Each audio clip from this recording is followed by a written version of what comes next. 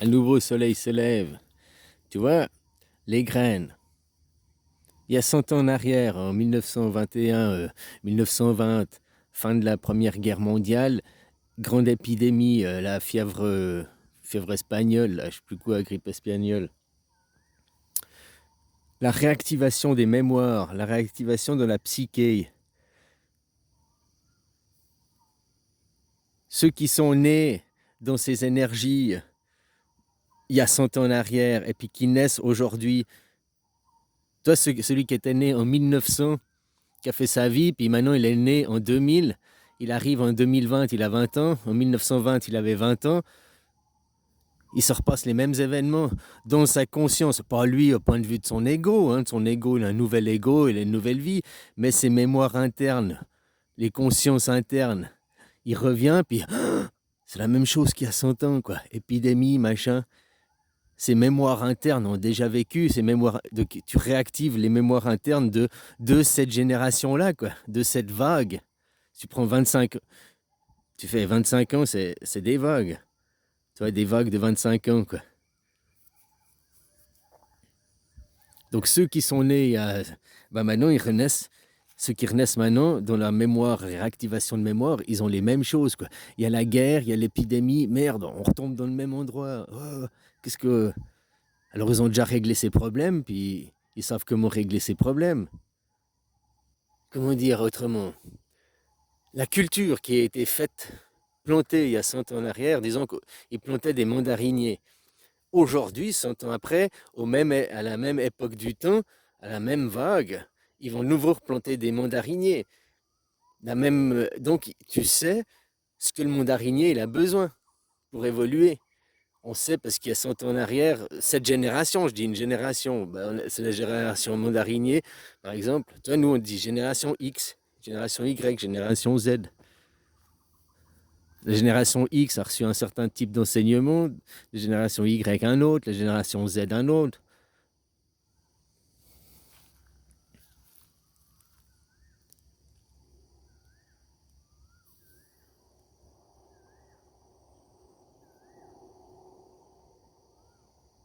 Ouais, leur terreau, quoi, leur terroir, leur terreau, les graines qui sont dans ces conditions-là, qui, vu qu'ils renaîtront, il y a les mêmes choses, ils vont vouloir recréer un monde, sortir de ce monde. Ils ont déjà fait, tu vois, c'est leur culture, c'est leur terreau, c'est leur terroir, c'est la façon de cultiver cette génération. Donc il faut réimplanter le même terreau, le même terroir. Et les médias, ils servent à ça. Comme je te dis, tu connais des gens réellement qui ont pris leurs petites jambes et été voir si vraiment il y avait des conflits, si vraiment... Alors il y a peut-être des vrais conflits, il y a peut-être quelque chose, mais moins pire que ce qu'on veut nous faire croire aussi. Peut-être aussi c'est des images d'archives qu'on nous montre. Et il y a aussi la réactivation des mémoires de ceux qui sont nés après la Deuxième Guerre mondiale, ceux qui ont 80 ans maintenant, ceux qui sont au pouvoir, ceux qui sont les enfants de ceux de la Première Guerre mondiale, tu vois.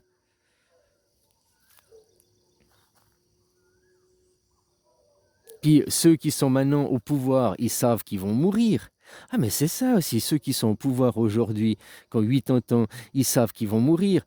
Donc dans 20 ans, qu'est-ce qu'ils ont besoin pour leur terreau à eux-mêmes, leur fertilité à eux-mêmes? Ils ont besoin d'un certain terreau, d'un certain terroir, d'une certaine conscience de l'humanité. C'est ça leur terroir, on parle de civilisation. Donc pour ça, ils ont besoin que leurs parents soient conditionnés d'une certaine façon. Leurs parents, c'est qui? C'est les générations qui naissent maintenant. Il y a une épidémie, il y a la guerre. Les mêmes conditions, le même terreau que leurs parents il y a 100 ans en arrière. Ouais, c'est ça. La génération qui est aux commandes maintenant est en train de préparer le terreau pour elle. Donc le terreau pour elle, ce sera qui? Ce sera ses paysans. Ses paysans, c'est ses parents, la génération qui vient avant.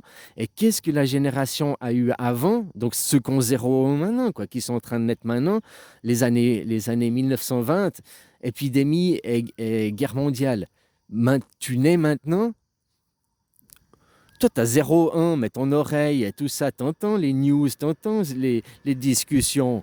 Ton ego est pas là, mais tes mémoires ancestrales, elles sont là, elles réentendent tout ça, ça réactive des... Et puis vu qu'on on modifie le futur, on modifie en dormant, les bébés sont toujours en train de dormir. C'est les théories des dédoublements du temps, quoi. Les temps dédoublés. C'est pour ça qu'on dit toujours, chez nous, on dit que tu as un problème, va dormir. La nuit porte conseil. Ça, c'est les anciens. Que tu sais pas quoi faire, tu demandes à ton double de résoudre, tu vas dormir et au matin, tu as la solution, quoi. Ah ouais.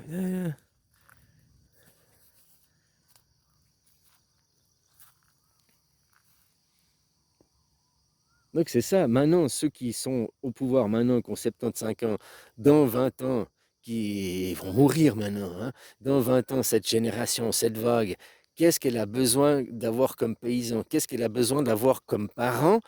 Comment ces parents ont besoin d'être conditionnés, ces paysans, donc les enfants qui naissent aujourd'hui, pour que dans 20 ans, quand ils feront des enfants, à 25 ans, ils font les enfants, comment ils seront, quel genre de parents ils seront, quel genre de graines ils auront de leur psyché pour élever ceux qui vont mourir, qu'ils aient les mêmes conditions. Les mêmes ou changer les conditions. S'ils veulent les mêmes conditions, parce que les choses qui étaient bien, qu'ils ont besoin des mêmes conditions, ils vont recréer les mêmes conditions. Est-ce qu'ils ne voulaient pas les mauvaises conditions, ils vont essayer de les écarter.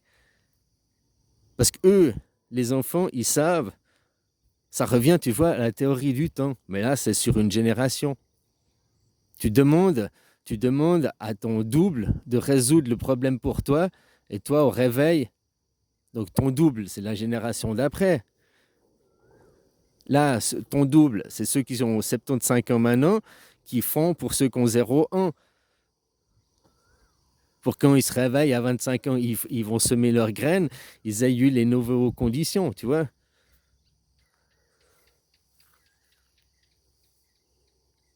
Je dis, ce monde, on se fait niquer pour les mots, les vols d'État, comme le permis de conduire, c'est du vol. En tout cas, en Suisse, on se fait voler.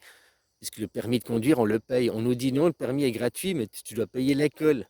L'école, on te donne un certificat qui s'appelle permis de conduire. Ça, c'est inaliénable, on ne peut pas te le retirer. Bon, si tu roules comme un con, on te sanctionne, hein, ça change pas, ça change pas. Mais de repasser ton permis, c'est quelque chose que tu ne peux pas faire. As-tu désappris? As-tu désappris? Non, tu n'as pas désappris, donc tu ne peux pas aller réapprendre. Tu comprends? Après, aller faire des cours de sensibilisation, parce que tu roules trop vite ou je sais pas quoi, bon, ça existe des cours de sensibilisation, mais on peut pas, on peut te dire, tu fais ton retraite, tu fais ta sanction, tu fais des cours, ok, mais on peut pas t'exiger aller refaire, réapprendre la capacité. Un médecin, par exemple, là, le docteur Raoul, il prend une amende, 2 ans, il a interdiction d'exercer la médecine. Donc, 2 ans, il a interdiction de rouler. Dans 2 ans, quand il va pas recommencer là, à la retraite, mais s'il recommençait à une activité professionnelle, il n'a pas besoin de retourner à l'université pour refaire son papier d'examen. C'est la même chose, l'examen d'école, tu as fait une école, tu as ton certificat, c'est inaliénable, on ne peut pas te le retirer. Tu sais pourquoi je parle de ça? Parce que moi, on m'a retiré le permis et je ne l'ai jamais refait à cause de ça. Je refuse, j'ai payé ma sanction, j'ai tout payé. Mais je refuse de repasser mon permis. Je n'ai pas désappris. Je refuse d'aller réapprendre quelque chose que je sais déjà. Et qu'est-ce que ça cache, le permis? Ça cache du racket. Ils veulent que je passe mon permis juste pour pouvoir payer le permis. Ils ne peuvent pas directement dire nous voulons 100 euros, le permis s'achète, on veut 100 balles pour le permis s'achète 100 balles. Ils ne peuvent pas faire ça parce qu'on est dans un monde de droit. Et vu que la route est payée par les contribuables, ils ne peuvent pas faire payer un permis de conduire sur les routes vu que c'est des routes publiques. Alors comment ils font? En obligeant des heures d'auto-école. En obligeant minimum X heures d'auto-école, X heures de théorie. Ils savent qu'au minimum, par l'impôt, hein, par les taxes, ils vont en choper, je ne sais pas, 100 francs. Donc tu vas le payer ton permis, tu payes la permission. S'ils veulent l'argent, je leur donne, mais je ne repasse pas une certification. Moi, je ne suis pas un débile. Tu vois, c'est ça d'avoir la foi. D'avoir la foi. Moi, je ne suis pas un débile. Je ne me plie pas d'aller réapprendre ce que je sais. Je ne me plie. J'ai la foi. Je ne me plierai pas. Eux se plieront parce que eux, c'est des hors-la-loi. Eux, ils sont illégitimes. Eux, ils font la corruption. Moi, de dire, tu veux le permis, ok, 100 balles, je te paye. On va me dire, oh, c'est de la corruption, ça s'achète pas le permis. Non, c'est pas de la corruption, c'est vrai. C'est comme ça. Vous voulez de l'argent, je te paye, tu me donnes le permis, fini. Par contre, vous, de faire une fausse propagande, de dire tu dois repasser ton permis, le permis c'est gratuit, ça c'est de la corruption. Vous faites de la corruption mentale, de la corruption sur les mots. Ça c'est grave, ça c'est beaucoup plus grave. Vous, la corruption et le racket, c'est du racket, c'est du vol organisé par l'État.